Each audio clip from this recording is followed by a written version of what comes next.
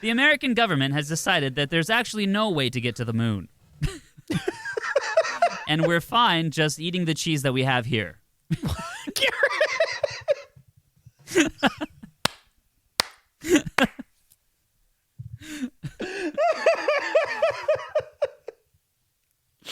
The cheese got me, man. Because I'm like, why cheese? I'm like, because the moon's made of cheese. Yeah, and then I just proceeded to say it. Yeah. And he just continues. I guess we have enough cheese here, and I'm just being told now that I'm being replaced as head news anchor for CNN.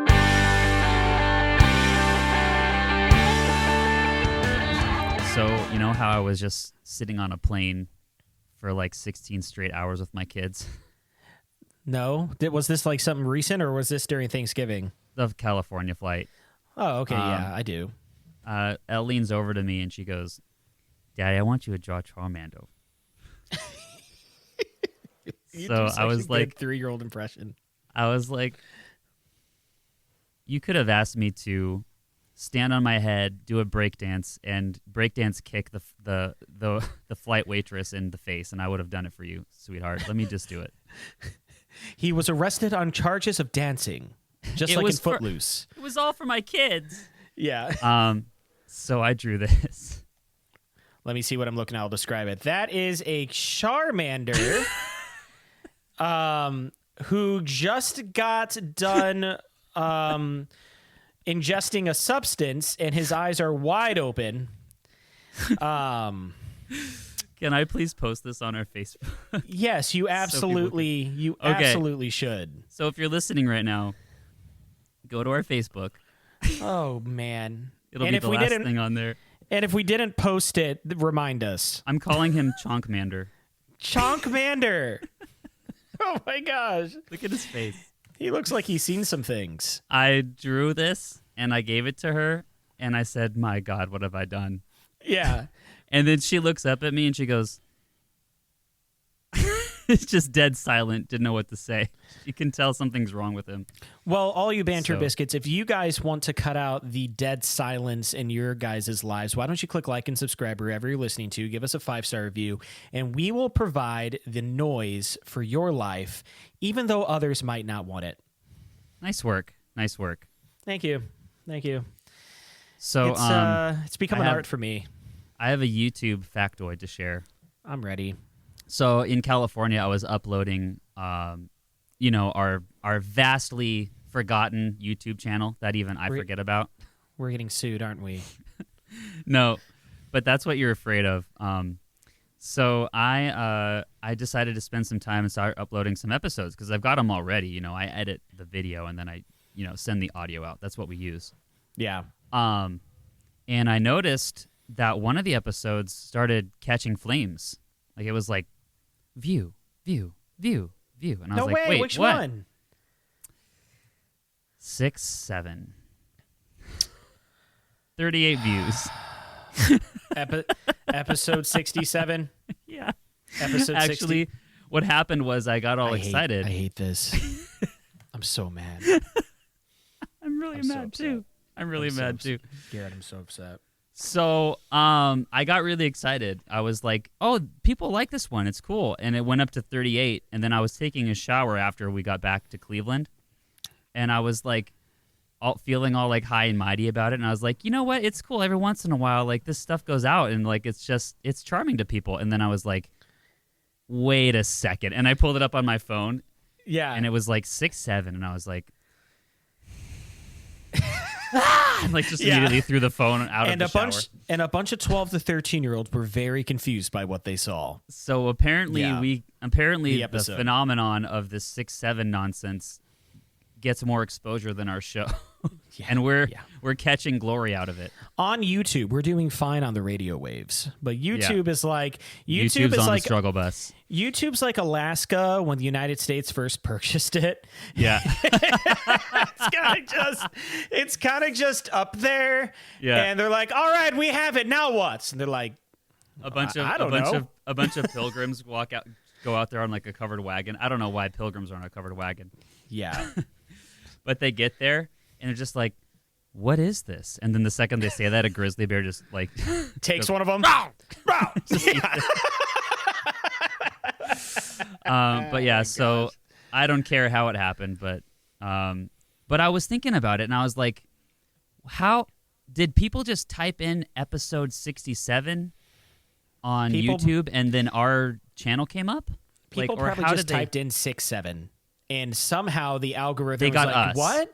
You want these two? And then the 12, 13-year-olds were like, what? You want a bunch of people in the Wild West with koala bears crawling on their back? yeah. And the kids are like, yeah! And then they click play, and they're like, oh my gosh, this is so sad. Yeah. How old are they? Yeah. Yeah. So, how you doing, anyway, dude? How you been? I'm good. Raise your hand if you proved your snowy manhood this week. Oh, you did? buddy. Good job. Oh, did I? Good job. I went outside at 6:30 in the morning, and I just shoveled my entire driveway. And Is it still coming down there? No. It stopped. It stopped at like 8 that day. And I shoveled my entire driveway, and I even shoveled the part on the bottom in the street that the snowplow didn't get yet, so my wife could get out just fine. And I shoveled. That's so great. The walkway up to the porch, and I shoveled the sidewalk all the way right up as a fine line to the neighbor's property. So you'll see one half of my sidewalk completely shoveled. Perfect. And then the one going towards the neighbor's house right at the fence line, it stops. And just it's just all snow. yeah. It's perfect. Shelby, even as we were pulling out, she's like, wow, you really didn't want to go that extra mile, did you? I'm like, you can get out with your car right now. No way. I was just about to ask you, did you get any brownie points whatsoever? And I already knew the answer, but I knew I wanted to hear you say it. You got to it first. Yeah. So the first couple of times I shoveled my driveway, I shoveled all the way down. You've seen our driveway, right? It's pretty long. It goes all the way from. It is pretty long. Yeah, you could fit a decent amount of cars on your driveway. I did that thing where I let it freeze over because I did the one go over, and then a little bit more comes down and melts a little bit and then freezes. Yeah. So Audrey was like, the bottom froze a little bit. And I come in all like huffing and puffing, dragging my arms behind me. And I'm like, so I go out with the shovel and I'm like, yeah. That thing where you hit the edge of the ice? Yeah. Yes. And it wouldn't come off because it's textured. So it was like glued. So I walk in and I get a screwdriver and a hammer. Gosh. Okay. And I look at Audrey and I'm like, you see what you're making me do? She's like, and then you just hear under her breath, yeah, the roof kind of needs to be fixed a little bit too. It's finally doing something. Wives are so incredible. So I went out and I did that thing like to get it all off, just to spite her. 9:30 p.m. I walk in the house. It's in the evening. Yeah, it took me 4 hours to do this because this is what you get into those arguments as a couple, and you're like, this actual practical exercise is not going to help me. I just want to prove something. Exactly. That's exactly it. You know what I'm talking about? Yeah. I don't care. The ice is gonna melt eventually. I just want her to see me kill myself because she's making me do this. Pardon me. I am listening to you, but the moment you said you got out a screwdriver, I'm like, does this man know how to use driveway safe salt? Oh. Do you use driveway safe salt? No, because they make it. Because it kills the grass, so I don't know. Who cares? You can plant more grass. I care in May. And most of the salt, none of the salt's even going to touch the grass because you'll be able to. Seth, look at me. Does this look like the person who's going to plant grass in March? Does this face look like that's going to happen? I mean, the fact that you said March shows me that it wouldn't even work because everybody knows you do it after Mother's Day. Yeah. Garrett's planting grass in March. He's like, oh, yeah, this is going to go real well. There's no way it's going to snow in March in Northeast Ohio. And then the grass that I just blizzard of 2026. Yeah. Immediately dies. So I finished 4 hours of the screwdriver, getting the ice off, and I put it all at the end of my driveway. You can use a regular shovel, right, to break that up, like a regular shovel? It still didn't work. I did try that with the spade. Okay. Yeah, okay. But you actually have to, it was that glued. And I walk in, and I was like, look, I just looked at Audrey. I didn't even say anything. I just looked at her. And she looked out the window, and she's like, so you're going to finish it? Oh, my gosh. Garrett! You have these moments where you're like, am I going to punch a wall? Yeah. Or am I going to eat this and bottle it up and let it explode later on somebody else? He chose the Irish way chose of doing both. things. Yes. He punched the wall and then just quietly walked away. And you're like, he's not done. So she was talking about how like at the end of the driveway there's like a little bluff. Yeah. You know what I'm talking about? Like the little mound. Mm-hmm. And you can continue to go out into the street, you know. So right. Anyway, that was for no reason other than that you said you went the extra mile and it just triggered something in me. So if I could do a shameless advertisement real quick, are you a banter biscuit who's tired of having ice on their driveway? Are you like Garrett and you take a screwdriver out trying to get the ice off the end of your driveway to your wife's chagrin? Why don't you instead be smart and buy ice melts? which is a driveway safe salt that is pure magnesium chloride, so it actually won't damage your driveway, I'm told, and also melts it without you having to use a flat-headed screwdriver at the end of your driveway. I went out in June and I was standing at the end of the driveway and I looked down and there was all these chips, like caverns in it. Right. Yeah. And I was like, why does it look like a gopher? Oh. Yeah. I had apparently knocked loose all of the concrete, like, and created little pockmarks. Wait, did you damage your driveway? Oh, yeah, hugely. Yeah. Next time you come, I'll show you where it was. The end of the driveway is all completely cavernous, like the moon. Ice melt. Be better than Garrett. So anyway, so I shoveled my driveway like I was supposed to. I got to shovel alone this time. So it turns out complaining works. Yes. Yeah, they listened to episode 71 or whatever the heck it was. When I imagine you being like, "Hey, you guys should listen to our podcast. Start with the episode "The Nerve of Nice People." Yeah, and then I immediately am like, "Pay attention to what I said about you." Yeah, please make sure you go to the 30-minute mark. Yeah.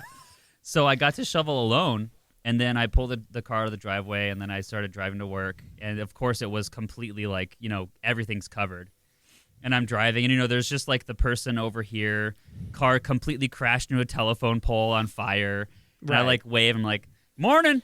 Yeah. "Hey, how you doing?" And they're like, "Morning." Because people don't know how to drive here. They still drive like there's no ice. Yeah. Yeah. Like, "Morning."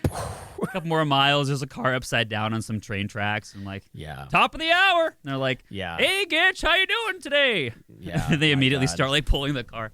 But yeah, people don't know how to drive still. And Cleveland has been a city for 300 years, and they're still figuring it out. Cleveland hasn't been a city since 1725. Garrett should not be the tour guide for any museum. Stop the episode. Stop the episode. We're looking. I'm cutting some time here, but I need to type into Google right now. It was 1796. Yeah. How many years ago was that? So in 2096, that would have been 300 years ago. 2096. Oh, got it. So I was short by 100. Almost. You've been short by like 70-something years. So it's I just remember 17 and thought 300. It's like 230-something years old. It's not 300. I mean, why am I putting my flag down on this? Because when people like Garrett, why am I planting? Because when people like Garrett try to pull this crap, and then they say, "Hey, you know where you should go visit? The Ark Encounter, because it totally lines up perfectly with history, with biblical history." Have you been? Have you been? No, to it? And I won't go to some pseudoscientific makeshift ark, and I'm not doing it. It's actually pretty interesting. They give you a couple, but you know what I'm proud of them for? They actually say this. And you would appreciate this, because I know how you feel about Christians. I am one of you. You know that. Sort of. I am so. No, you are. Yeah, he is. He's a Christian. Yeah, he follows Jesus, and that's all that matters.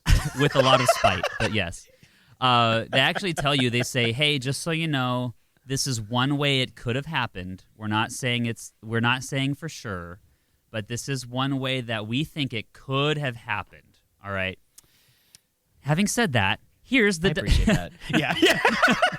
Having said that, here's unequivocal half zebra, proof. half horse. Yeah. Having said that, here's a picture of Jesus riding a dinosaur. Yeah. You know when I first met Shelby, there's just like 6 toilets like in a row. Yeah. but they're all made out of coconuts. Yeah. Shelby and my father-in-law is going to be sending me a text message after this one because I'm just going to open this can of worms right now. Just in time for the holidays.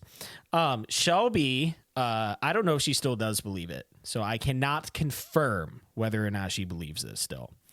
But, and you might too. And hey, man, that's fine. That's why we do this podcast. I will confirm any belief you put in front of me. I'll confirm it. Okay. All right. Well, Shelby, when we first were dating, and you know, I really love somebody, even if they say this and I still want to marry them, is like, yeah, I mean, people were with the dinosaurs and they like lived with the dinosaurs. And I'm just like, wait, you don't think that? No. Oh, okay. No, I don't. Oh, God. Should we? And this is why I love you. This shows how many worms deep do you want to go into this can? I'm not going to dive too deep, but what I'm going to say is this. The lesson is you can tell me that boldface, and I will still do a podcast with you and marry you. Yeah. But not both. I only want one of those. Yeah, but not both. Shelby turned to me when we'll do the podcast later. Yeah, she's like, you want to do a podcast with? Going to stop you right there. Yeah. No. No, I can only take one ADHD person in my life right now. Do you know how many edits we'll have to make so you will look good in your own head? Like, that's... What would an episode with you, me, and Shelby look like? It would look like Shelby freezing up and not knowing how to jump onto the banter gravy bandwagon and being frustrated about it. Yeah, and then it would just be like 3 hours of me going, and that's when I walked into the Wild West. And she just slams her head on the table, and I'm like, yeah, dead. Woo! Yeah. All I will say is I think that there are verses that describe dinosaurs in the Bible. I think they have names for it, like Leviathan and Show me one. There's a couple. I think there's two. Like Leviathan is one of them, and it describes creatures like not to the detail that like your eyewitness book in second grade would have described them, but nice throwback, by the way. I know exactly. Do you remember what you're those books? About. Yes, I do. Yeah. Yes, that was I used to like the predecessor to Scholastic Scope. Yes. Yeah. I used to toggle between those and Garfield comics. Then it shows. But yeah, I believe, and maybe it's something I can come back to, but I believe they describe like a dinosaur type animal in like Job or something like that. Job is the oldest chronological book. That it was the first one written. I still don't believe it, but hey, man, like I'm here for it. I'm here to listen. I'm here to listen. The next response is the second worm down, so we're gonna leave it right there. Is it creationism versus old Earth theory? No, it was gonna have to do with carbon dating. So. Oh yeah, no. Let's. Oh my gosh, this it's always fun to look at the precipice of the abyss with you and say, maybe we shouldn't. Yeah, we've been in this town long enough. Yeah. Let's keep moving down I-70. Dude, why doesn't Scooby-Doo and the Mystery Gang follow that rule? What? We've been in this town long enough. Yeah. Let's just go. We don't have to solve this mystery this time. Like you and I would be in a town like Scooby-Doo and literally like a giant monster thing would be happening. We'd just be eating like caramel popcorn. Be like, oh, yeah. All right. Well, let's go to a new town. We wouldn't bother figuring it out. It's you and me at Cedar Point, and Steel Vengeance is just missing, and we're in a courtroom, and you're my lawyer. Oh my! And it's like, and you're like, where were you on the night of last night when Steel Vengeance was operating? And they're like, we know he did it. You can just stop. Yeah. We found a chunk of curly hair in the cart. Yeah, I'm like, that could be anybody's curly hair. Yeah. And a negative note written to management about the way that they sell their cups of drinks. Yeah. I'm like, oh wait, yeah, that's Garrett. That's for sure Garrett. And then I lean in and I'm like, and I would have gotten away with it too if it weren't for those meddling kids. I would have gotten away with it too if it wasn't for that meddling jury. Yeah. So Garrett, it's telling me in the notes here that you're getting buff. I'm about to be, yeah. Okay, are you working out with Dan Jerome now? No, but I'm going to be asking him some questions. Did you get a home gym for your house like I did? No, but remember how I told you about the YMCA and how Audrey got us in a really shameful way? Yeah, and how you keep bathing with old people? Because every time Garrett goes and talks about the YMCA, it's just him in a hot tub with old people. I really hope, please, Jesus in heaven, Make this be someone's first episode, and they have no idea what that means. It's no, they don't have to, because Biscuits, if you've been listening long enough, anytime Garrett mentions the Y, he's always ending up in a hot tub with old people. By bathe, he means hot tub. I it was don't not know. a bath situation. I don't know what. I mean, a hot tub really is just a bath without soap. Yeah. With bathing suits. Yeah.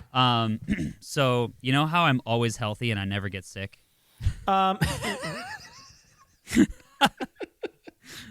Yes, I made him laugh. It's really rare when Seth doesn't have anything to reply back, he just cracks up. It's rare. But that statement's just that funny. I'm so sorry that you have to live with what you live with. Go ahead. Yeah. So I had 3 in a row in November / end of October. Didn't you get your sinuses drilled out? Like, yeah, so everything flows. Everything flows now, but like I still get like viruses. You know what I mean? Like the difference was back before my surgery, the mucus didn't have anywhere to go. Like It was solid. So now the mucus it drains now, so I don't have like ear inflammation. But like I still get bacteria and viruses constantly. So the first one, remember, I think I mentioned a while back that there was 16 people in my week that I encountered that week. And it started out with Pastor Robin, and it was like, okay, 10% chance. And then I just kept going and going until it was like 2,300% chance of getting sick. Yeah. That was the first one. The second one was Graham, Kayla, Brandy, Erica, like 6 people got the stomach flu and a virus like in a row, and all of them told me. Oh, Lisa, remember I played the keyboard for her because she was not feeling super great and she left for after third service. Is that Berghaus? Yeah, Berghaus. Yeah. Yeah. Mm-hmm. And then I played her keyboard and touched all of the keys that she'd been playing since 6:40 in the morning. Sure. And then she was like, "Yeah, I have the flu." By the way, I love Mr. and Mrs. Berghaus. Aren't they awesome? So that was the first 2 times. Then this time, I had a meeting before I left to California. We had a staff meeting, and someone was sick, and they came in. We called another staff meeting for church workers dinner to plan church workers dinner. So like 5+ hours sitting with a sick person. And when I got to California, I remember, I think I told you the story last episode. Like I was like, uh-oh. So people are telling me, like, you really need to, like, figure this out. And I'm like, do I? Yeah. Because it seems like everyone else is bringing me these things. You know what I mean? Like, a lot of people blame me, and I just stopped talking about it. Like, you know what I mean? Like, the last couple episodes, I've just been like, whatever, I was sick, it is what it is. I don't talk about it really anymore. But I do mention that I was sick and then move on immediately. People have been bringing to me, like, hey, you should really, like, stop getting sick. And I'm like, I would love to. So I still keep trying to think of ways to not. Okay, so basically the viruses are going to be around me, right? Like no matter what, like it's just going to be there. I've got 2 petri dishes with one each in one bedroom, at like right at ground zero where I live. Every day, licking my doorknob, sneezing, hacking things. So my thought is, what if I beat up my body so much and gain like 20 pounds of muscle and abuse my body at the gym to the point where every time I encounter one molecule of the flu, I don't just immediately fall susceptible to it. Just toughen up. I just want to point out that if you spend one day inside of a public school, it'd probably kill you. Yeah, you'd probably come out dead, on a stretcher with your arms just dangling down. It would be like those shows where it's like that skippy music, like dun dun dun dun dun dun dun dun dun dun dun dun dun, and I'm walking in to like surprise you or something because I've never been to your work. Yeah, and I'm all excited, like walking like this, like, and the camera's right in front of me. Yeah, and I'm like, I'm gonna surprise him. All I pictured was a kid just sneezing on you once. Yeah. And you and Garrett die. Oh, yeah. I'm walking like this, and then it's like, Choo! And then it just cuts to an ambulance, and like and you're just being loaded in. But it's a body bag. You're not even like on the stretcher. It's just a black bag. Yeah. and then you're just like the camera slowly pans over, and you're just teaching in your classroom. Yeah. And I'm teaching a lesson. All Influenza, I was 1919. Yeah. So I've been talking to Pastor Kevin because he he's super buff and he's been doing it for years. And he does work with Dan Jerome. And I'm aware. You know when Pastor Kevin says, "Hey, that sounds like a good idea." You know, like he's a brainiac.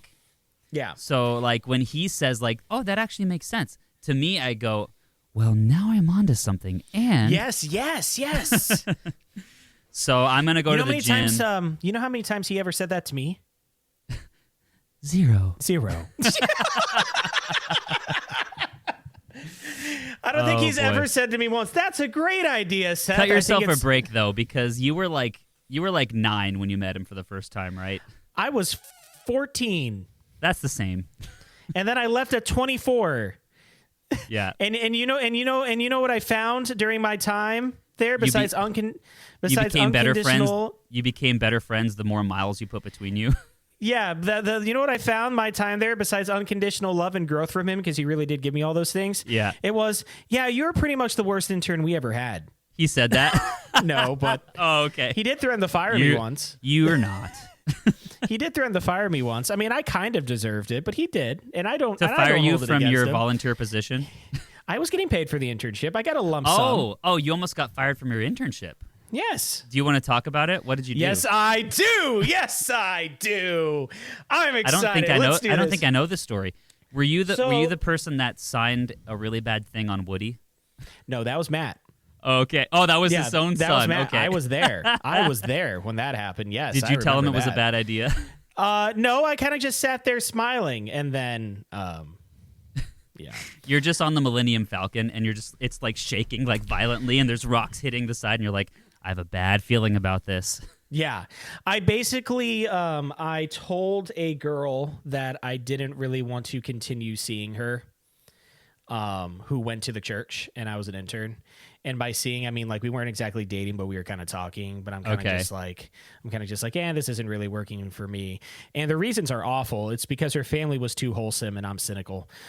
So it's the truth, man. It was so true. I'm like, you guys are way too happy. They're like, I mean it. I went over for dinner. They're like, hey, Seth, come on in. Blah, blah, blah. And they're like sitting down. They're like, and now we're going to talk about how the world is exactly 6,000 years old and no more. And you're like, would, yeah. And they're like, let's all go outside and play some family volleyball in the backyard. And this is like a year or two after my parents divorced. And I'm kind of just like, this is disgusting. I'm like, I can't handle this. Excuse me. And then, and they all pick up badminton rackets, and you pick up a coat hanger. Yeah. Yeah. I'm just like, so I couldn't stand it. I hated it. And I was just like, listen, like, you're a really nice girl. I just don't really see this working out. It really was more me than her, to be totally honest. It really was. Okay. I didn't want to put up with that crap. It's not me, it's you? No, I just didn't want to put up with that crap. And even today, I still wouldn't. That's why I love my wife's family so much, just because, yes, they're great, amazing people, but they're more intellectual than they're more intellectual than the Donny Osmond Show type of family. So it's like I can resonate more with them. Do you know what I'm talking about? No freaking idea, and now I feel really dumb. Okay, so look up the Osmonds, the musical group. Oh, I know them. Yeah, like look at the first picture. Just type in the Osmonds to Google. Yep. You see what I'm talking about? They all look exactly the same, even the girl. Do you see what I'm talking about? do you see it though? And I could see you immediately being like, I'm out. Yeah, that's exactly what happened. So I'm just like, nope, this is not for me. Yeah. The issue was but you don't say anything. You just sit there. And I ate their food and I played their volleyball and I left thinking, oh God, I'm never doing this again. I can't wait to get out of here.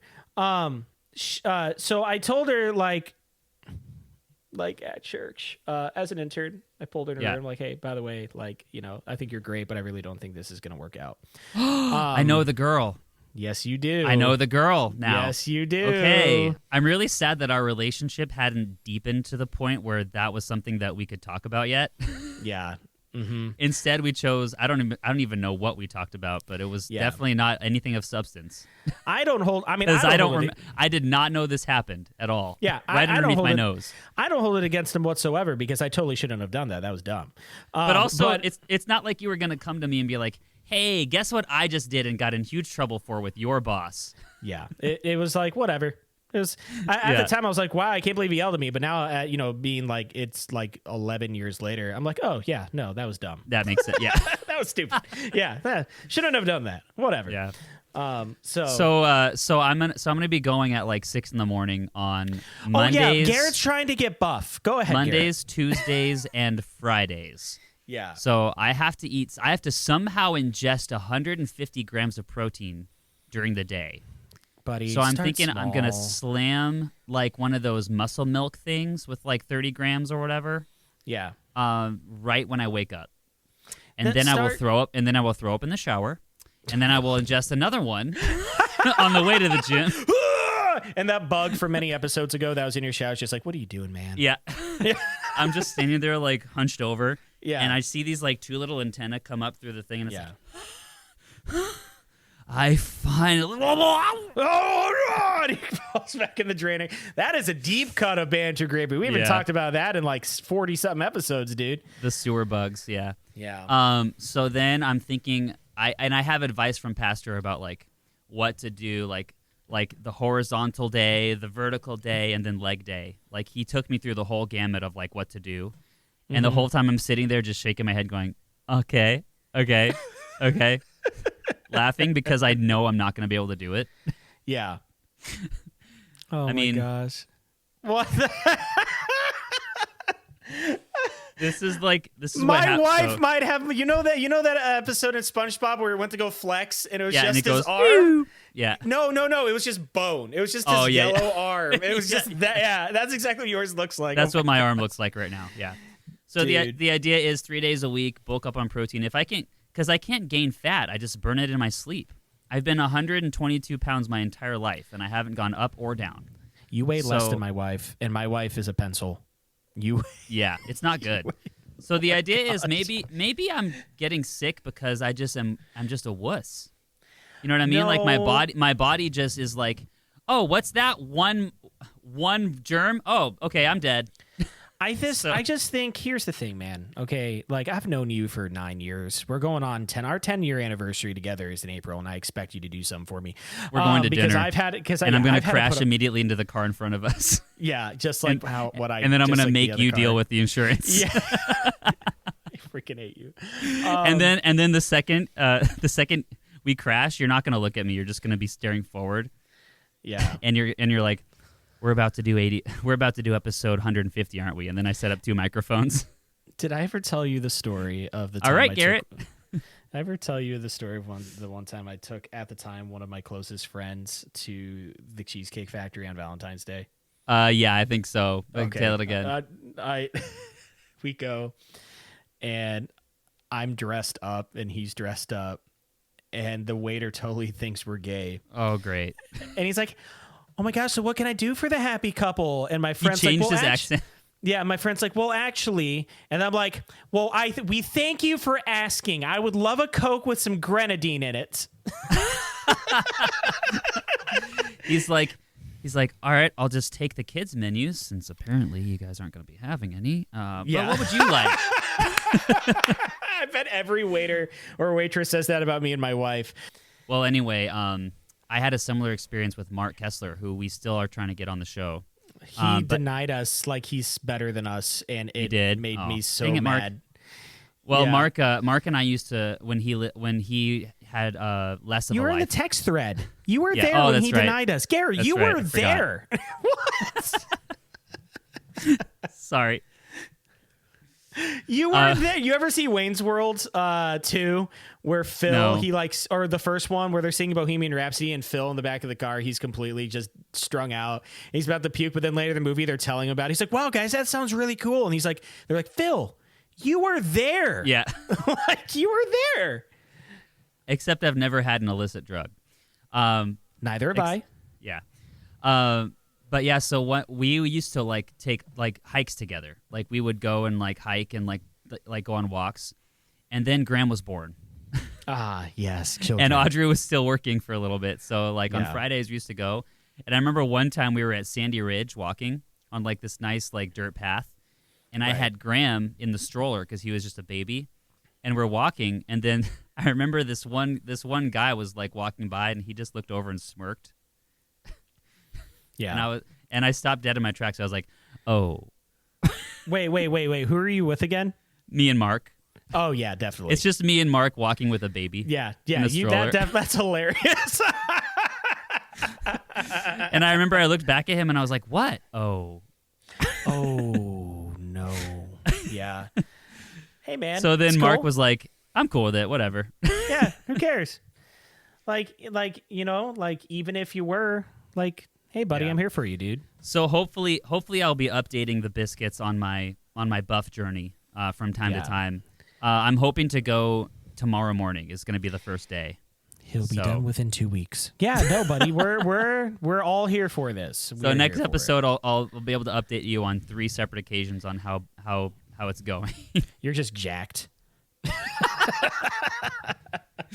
And then I turn this way, and I'm a paper. Yeah.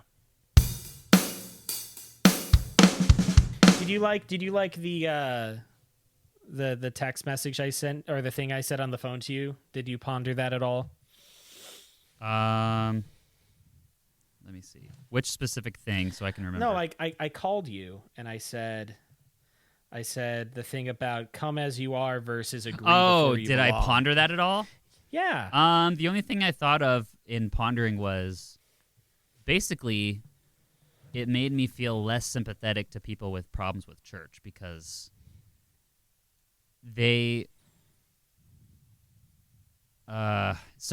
pastors at churches, because I think the problem is that they don't straighten out what the Wait, did you say is. Less sympathetic to pastors at churches? Yeah, pastors pastors who hurt people.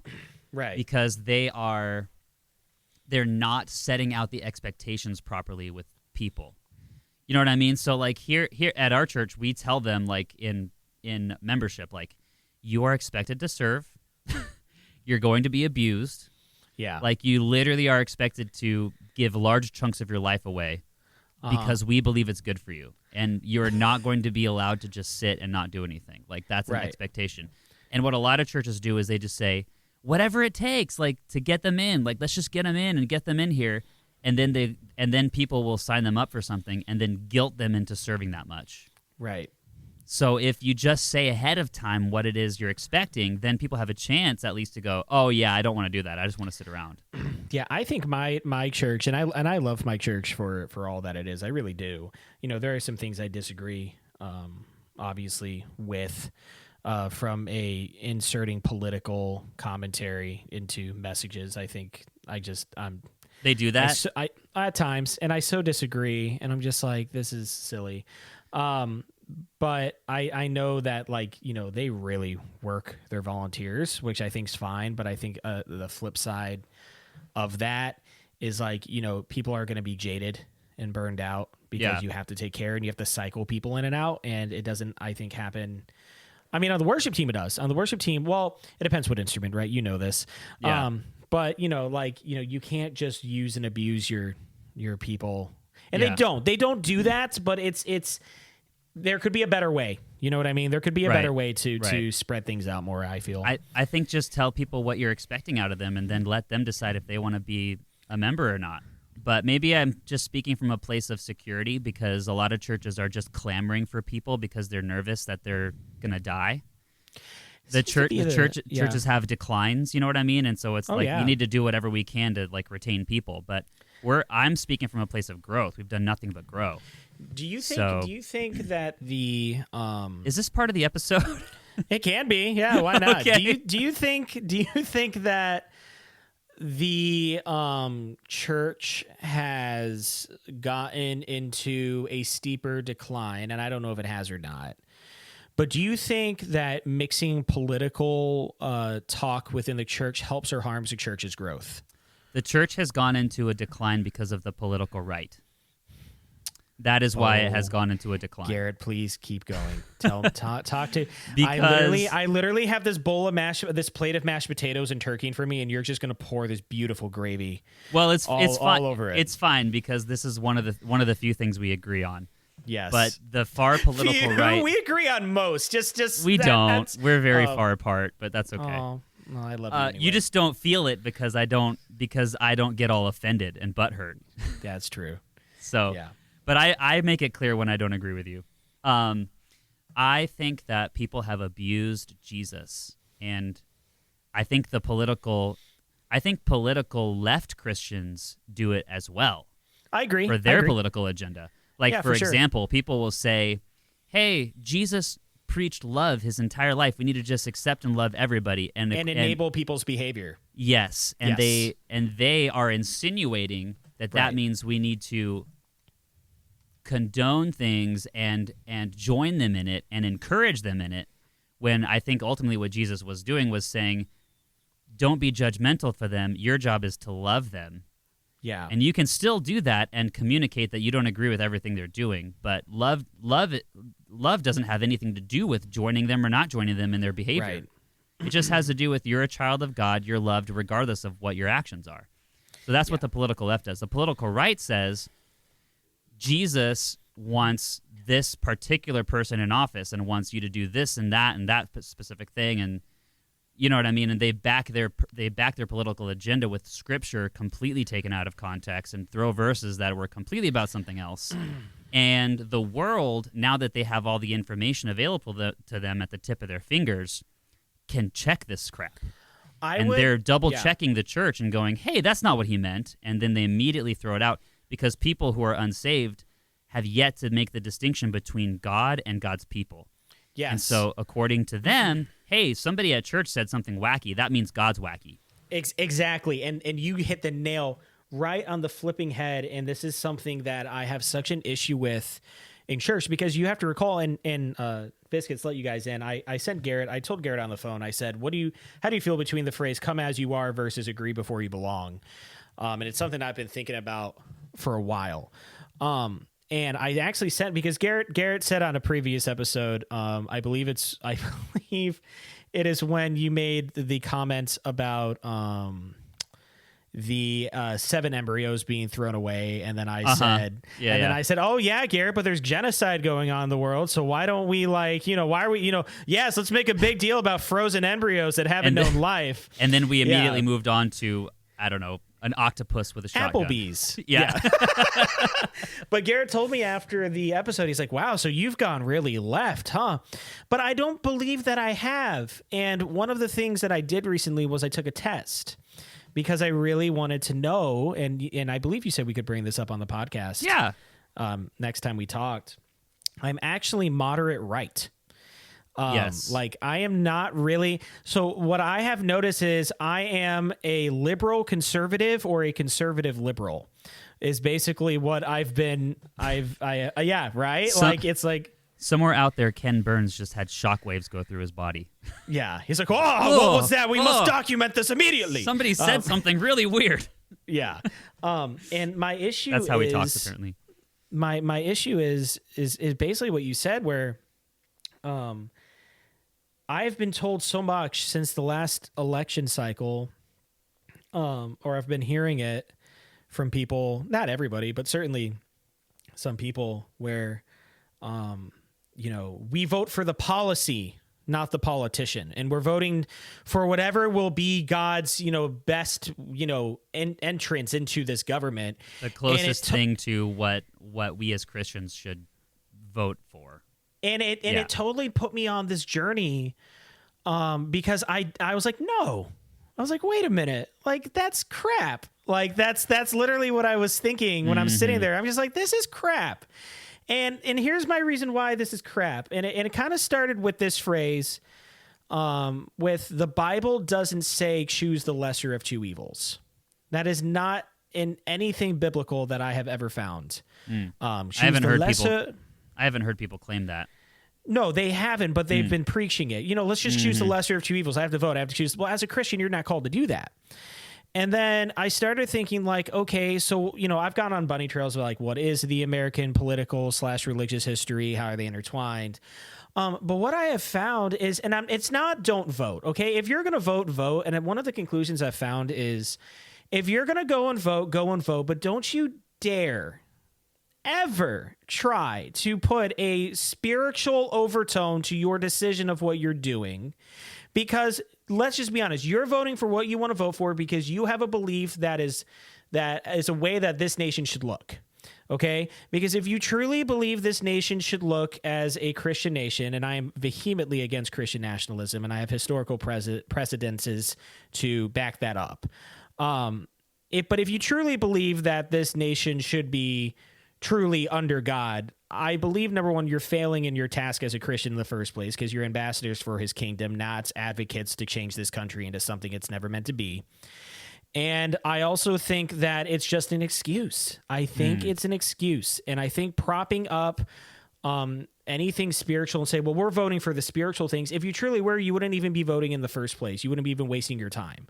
You'd be going out and doing what we're meant to be doing, which is being ambassadors for Christ rather than trying to uphold a political platform, because out of the 500 things they're trying to do for that party, 2 of them are for God, so you're going to vote for them. I think it's ridiculous, and I think it's completely alienated people from what the truth of Christianity is, and it's put in a very bad light. I don't vote. I think the reason I vote, and I'm still happy with all of my voting decisions, by the way, I don't have any regrets. I vote mostly with the intentionality from my duty as a citizen, as opposed to as opposed to what I believe it means for me as a Christian. Yes. So call it right, wrong, or indifferent, but when I walk into that voting booth, I'm doing so not because I feel like Jesus is asking me to. Right. Although I do, it's weird because it's like everything I do is underneath the lordship of who he is, and like, you know what I mean? Like I don't do anything unless I'm convicted to do it. But as an American, I find it impossible to not go vote. Sure. And so that's you described the predicament that I'm in, because I can't do it. There's a lot of people who just didn't, and I feel like never in a million years would I ever try to make someone feel bad about not voting. Like that's where I think a lot of my peers and similarly minded people go wrong. Don't make somebody feel bad because they can't stomach it. But I personally can't stomach the other one. You know what I mean? Because of the understanding that I have for the privilege of being able to do it, I cannot sit at home and not. I'm compelled to do it. So I have to choose someone. That's where I'm at. In October, and what really lit this for me, and I'm sorry if we're spending too much time talking about this. This is the longest you've ever talked about politics on this podcast. I think this one is definitely going to be the title. It's like, we finally went political. Is I heard a message in October at my church in 24. And it was, isn't it great now, by the way, we're so deep into the 21st century, we can now say like in the summer of 24. Yeah. Rather than in the summer of 9. Yeah. I love saying like, we're bringing this into the 20th century. And they're like, we're in the 21st century. And I'm like, yeah, I know. I said the 20th century. Right. We're bringing this to the 20th. I heard a message, and I love my church, I really do, but sometimes I think we get caught up in the things we shouldn't be caught up in, and the argument back is, well, we are called to spiritually influence our government. I'm thinking, no, you're not of this world. You're not. Anyway. Basically, all it was is a veiled attempt to say this is what's wrong with the left, and all of it was valid. All of it was valid. But nothing was ever spoken to the right. It was, this is everything that the left says. So, I think what you pretty much need to vote for come this November. And I'm sitting there like, that's a load of crap, because you have not once spent this time, and it was an entire sermon length, by the way. You have not once spent this time talking about the other side of this, because the other side is completely perversing the word and message of Scripture and what Christianity actually is. And by tying yourself to this, now anytime something happens, I'm going to think, not you, Garrett, but now anytime something happens, I'm going to think of people who support that, saying, oh yeah, I voted for this, blah, blah, blah, whether it's left or right, because it was the right spiritual thing to do. Yeah. And I'm just like, well, now at any time a boat full of might be drug dealers in the Gulf of Mexico gets bombed, and then they decide to kill the survivors, I'm thinking, I know really good Christian people who advocate for this. And it ticks me off to no end. Like, yeah. I mean, I don't know if I fully agree with that statement that Christians aren't meant to influence the government. I think that our job as citizens is to influence the government in the direction we believe is right. That's the beauty of the states. Right. And my heart as a Christian wants to see God's kingdom established. So I feel like that's a really great. So I don't know if I agree with that statement in particular, but I will say that I join with Pastor Kevin in what I think is. This is why I love him so much. Like he always does the right thing. And so I remember that. I think this happened like last week. He was like, there's people talking about things on the left are wrong, people talking about the things on the right are wrong, and this person needs to be in charge, that person needs to be in charge. Jesus is king, and he should be the king of your life. Yes. And whoever you think needs to be on the top of our government, Jesus is the king of you and your life. Yes. And that's what really matters. But that's not what and I fully 100% agree with that. But that's and not then what he I'm goes, all right, so anyway, in Corinthians, and he goes on with the message. Like, I think that's about as much politics, I think, as should be in a sermon. And I agree with that. So my issue. Oh, so we do agree. No, you and I completely agree on that. That's what I've been saying. I think people are so focused on being right or left when they should be up. And the problem is we feel like and then there comes the debate of, well, church and state shouldn't be separate. And we should have a Christian government and it should be based on Christian principles. But then that leads into Christian nationalism. And that leads into, well, which Christianity is correct?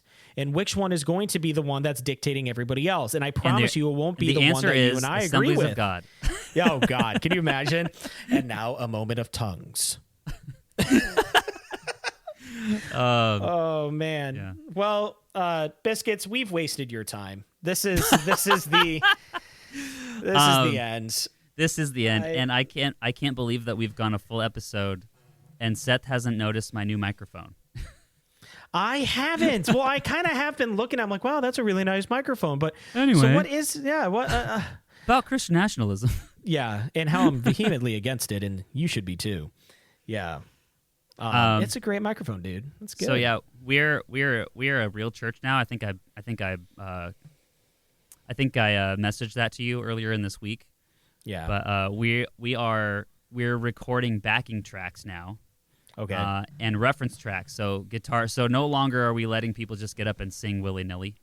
Thank God. Thank the Lord. We actually have like real parts that we're arranging and like sending to them, and same with like guitar too. Like it's been great.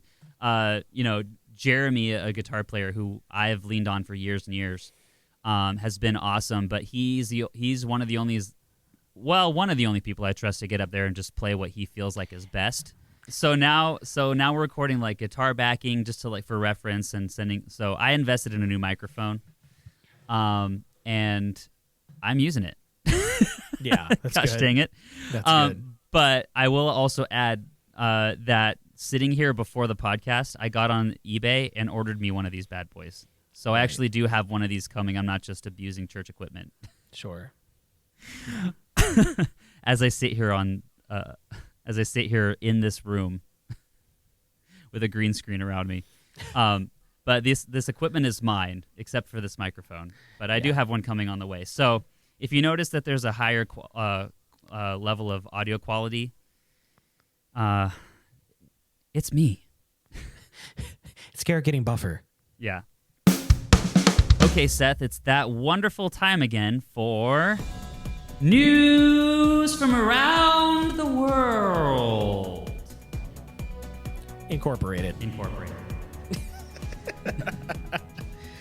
I'm excited to hear what's been going around this planet, Gixel. News episode 77. Yeah. Because that's how long this has been transferring agendas. Yeah, seriously. It took 4 episodes. It's 80, we're finally getting to it. Okay, and this first one, help me keep track of what's what and who's who, because I've read through this 3 times and I still get confused. Right. Go for it. A French taxi driver who was accused of having stolen money and luggage from a senior British government minister was acquitted on Monday, November 3rd, due to lack of evidence. But we saw him. Yes, but do you have evidence that you saw him? Yeah. No? Well, then we have to acquit him. The 40-year-old driver, who was based in southern city of Avignon, drove David Lammy. I love that name. I just picture like Lamb Chop. Yeah. Like him and his wife, but it's just a puppet.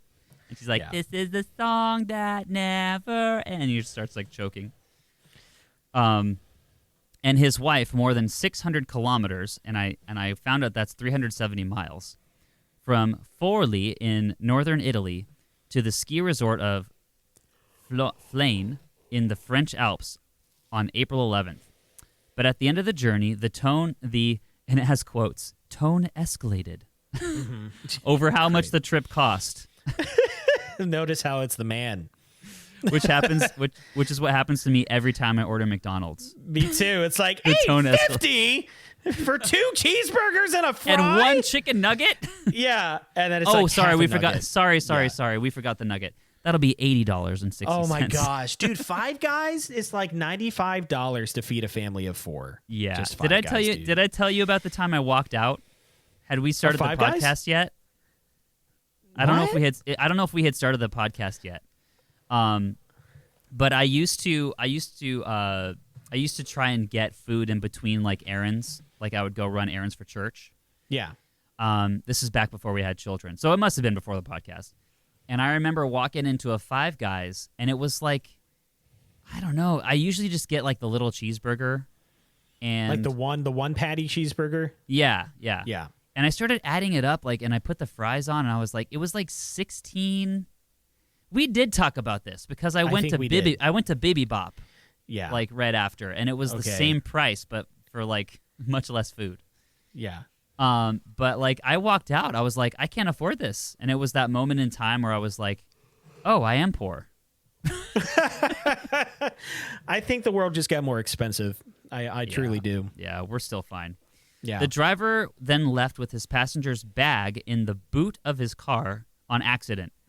So he hightailed it out of there because they started arguing about how much it cost, and he just left. Yeah. And took all their bags with him on accident. He dropped them off the next day at the municipal police station, but that was considered theft due to the length of time that he had them in his possession, the magistrate said. The magistrate? What is this, Harry Potter? Right. The driver... Oh, wait, it's Great Britain. It's the same thing. Yeah, like actually, Europe? I think it is Harry Potter. Wait a minute. Yeah. The driver accused Lammy of refusing to pay for the journey and complained of violence. There was violence on this. I swear it. That's what King Louis's head said after the French Revolution. He's complaining of violence. So how was it? Is this true? Yeah. Well, the other side's great, except, the violence part. Why do we always go back to the French Revolution in this podcast? I don't know. I don't understand it. It's the lowest hanging fruit with you. It's like, you know how like all men think of Rome at least once in their day? Yeah. I think ours is the French Revolution. In London, the foreign ministry denied that the minister refused to pay the fare. Are you confused yet by who's who? I'm trying my best, Gitchell. Yeah, I don't get it. And Yeah. said to be 1,550 euros, and I calculated that's 1,787 good old blessed American dollars. You bet it is. And described the couple who were on a private holiday as, quote, victims. Yeah. So the prosecutor is saying, no, they were at fault because they didn't want to pay the fee, which I actually agree with. Because what did it say? It drove them 370 miles. Like, how many Ohios is that? 3. From I live Cleveland in to Cincinnati. Well, okay, so I live in Cincinnati, and it's like 160-something miles to Wellington from where I'm at. Right, so it's like 3 Ohios. I think and then he's like, corner. So he's like, okay, that'll be what is it? That'll be 70. It's like you taking an Uber to Maryland and being like, well, all right, see you later. And he's like, whoa, that'll be $1,787. And then you being like, I will pay nothing of this sort. This is Gary, an Uber. I think you mentioned this already. I think we did this news one. We did it, but the episode got canceled. Oh, we're doing it all again, aren't we? Yeah. Biscuits, there's a phantom episode out there that we recorded, and then we decided, we didn't really like it. And it's sitting on my computer, ready to go. Yeah, okay, yeah. I'm like, I know I've heard this story before. Are you just going to tell me the same news? Taylor Swift fans sang and danced as the music plays. Taylor Swift fans sang and danced Sunday to her new hit, The Fate of Ophelia. That's how long it's been sitting. That's how long this story's been sitting. Heard the Beatles' newest hit. Please Strawberry me. Fields. Yeah, Strawberry Fields, which came out last Wednesday.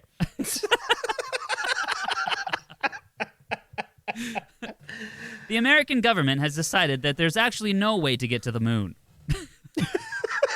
And we're fine just eating the cheese that we have here.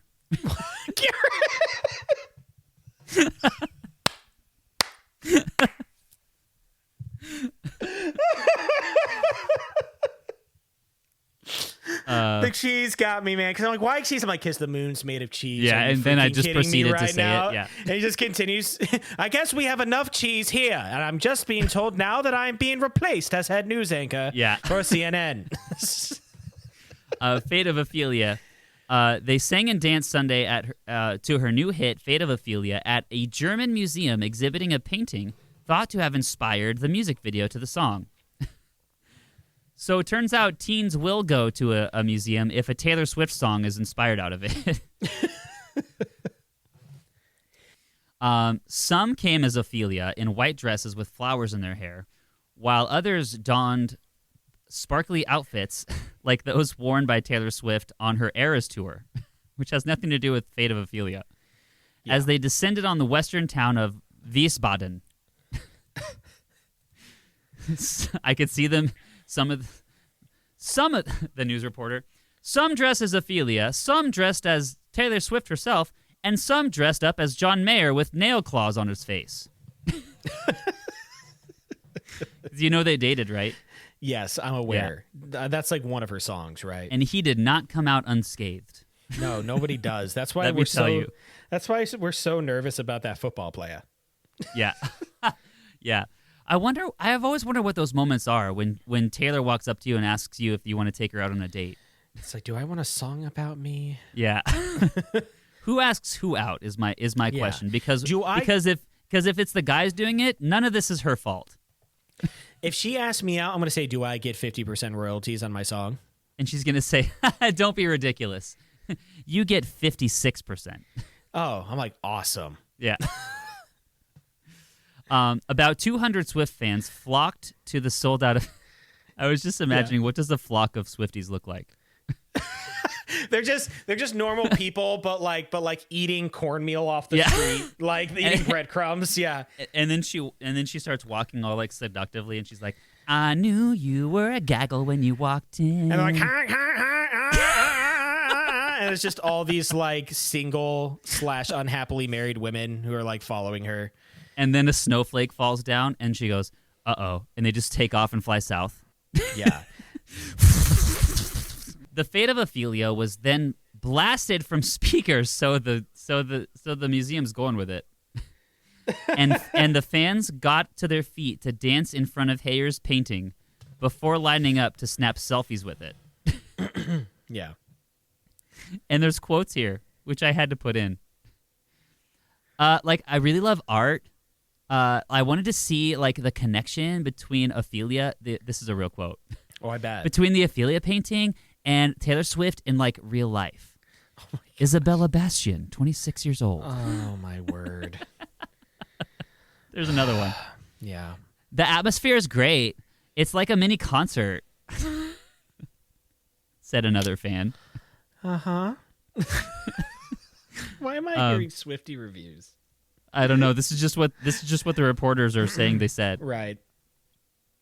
Okay. It has been in the Wiesbaden Museum collection since 2019, but the museum had no idea that it was going to actually gain the museum popularity as a feature or be featured in Taylor Swift's video until their social media channels lit up after the release of Fate of Ophelia in October. It's like our episodes when they take off and we think it's us, but it's actually something else. Yeah. It's like, oh, wow. Young girls from age 16 to 26 really seem to like our museum all of a sudden. This is awesome. Yeah. Oh, my gosh. It's like, we love you, biscuits. And then it's and like, the demographics. Wait a second. What installment of what number painting is this? Yeah. It says it's number 67. What's the problem? Yeah, seriously. Oh, man. They were very surprised, museum director Andreas Henning told the news. We had no idea that Taylor Swift would choose our painting. and would have no inkling of what that would mean. The Yeah. Swifties are coming from Germany, France, and England. It's a big phenomenon. The museum has not heard from Swift or her management about the link between her hit, the lead single, and her album, The Life of a Showgirl. You don't say. Yeah. So they seriously. decided not to call the museum and check. Yeah. I'm shocked. Yeah. You haven't fact-checked yourselves here? You're just doing it? Like, You didn't call. She's all mad. You didn't call the museum and ask? yeah. Good. I have a song. Yeah. Do I have a song for you? They're like, release it before they have a problem with it. And this is what they said to Taylor. Taylor, come visit Wiesbaden. They chanted in unison at the end of Sunday's event. Taylor's representation then responded by saying, nothing. Which is the shock of the century. Yeah. And that's it for News from around. Finally, he screwed it up.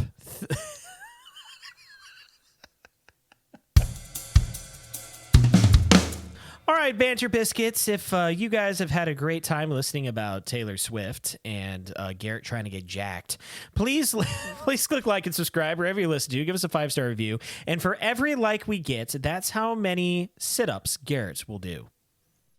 I don't know about you, but subscribe like a Pikachu. I think it's feeling 22, Garrett. Good night, everybody. Good night.